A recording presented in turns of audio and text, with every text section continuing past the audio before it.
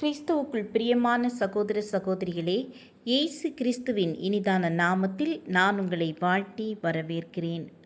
ஒரு பெரிய குளம் ஒன்று இருந்தது. அதில் நிறைய மீன்கள் வசித்து வந்தன. அங்கு ஒரு வயதான கொக்கும் வசித்து வந்தது. அந்த கொக்கு இந்த மீன்களிடத்தில் பேசியது, இந்த குளம் வற்றிவிடப் போகிறது, ஆகவே நான் உங்களை இன்னொரு குளத்திற்கு கொண்டு செல்கிறேன் என்று சொல்லி தினமும் ஒவ்வொரு மீனாக அது எடுத்துக்கொண்டு சென்று கொண்டே இருந்தது. ஆனால் வழியிலேயே அந்த மீனை அது என்ன செய்து விடுகிறது? சாப்பிட்டு விடுகிறது. மற்ற மீன்களுக்கு இது தெரியவில்லை. இன்னொரு குளத்துக்கு போய் கொண்டிருக்கிறோம் என்று மகிழ்ச்சியாக துள்ளி திரிந்து விளையாடி கொண்டிருந்தார்கள். ஒரு நண்டு இதை பார்த்து கொண்டே இருந்தது. அந்த நண்டு இந்த கொக்கிடம் சொன்னது, என்னையும் அந்த குளத்துக்கு கொண்டு போ என்று சொல்லி.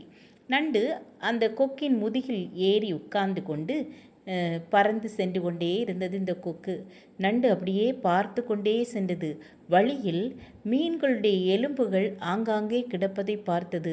ஐயோ, எல்லா மீன்களையும் ஒவ்வொன்றாக கொண்டு வந்து இதுதான் சாப்பிட்டிருக்கிறது என்று சொல்லி நினைத்து அதன் கழுத்தை என்ன செய்தது? இறுக பிடித்தது. அப்பொழுது உடனே இது பயந்து அதே குளத்துக்கு இந்த நண்டை கொண்டு போய் விட்டுவிட்டது. உடனே இந்த நண்டு எல்லா மீன்களையும் அழைத்து, உங்கள் நண்பர்களுக்கு துரோகம் நடந்துவிட்டது, உங்கள் நண்பர்கள் மரித்து போனார்கள், அதை மீனை ஏமாற்றி கொண்டு போய் சாப்பிட்டு விட்டது இந்த கொக்கு. நீங்கள் இனி அதை கொக்கினுடைய பேச்சை நம்பி என்ன செய்யாதீர்கள்?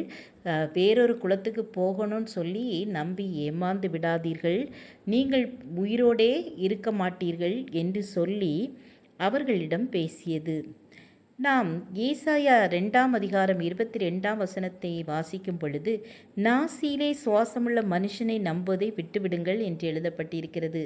நாசியிலே சுவாசமுள்ள மனிதனை நாம் யாரும் என்ன செய்யக்கூடாதாம்? நம்பக்கூடாதாம். மனிதன் நம்மை ஏமாற்றுகிறவனாகவே இருக்கிறான்.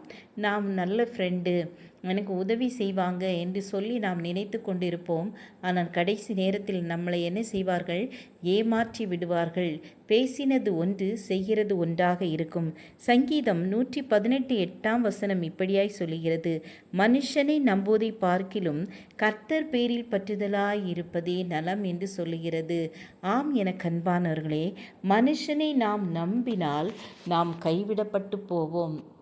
நாம் கர்த்தரை நம்பி அவருடைய சமூகத்தில் முழங்கால் படியிட்டு ஜெபிக்கும்போது கர்த்தர் நம்முடைய ஜெபத்தை கேட்டு நம்ம என்ன செய்வாராம்? எல்லா இக்கட்டுகளுக்கும் நீங்களாக்கி விடுவிப்பார்.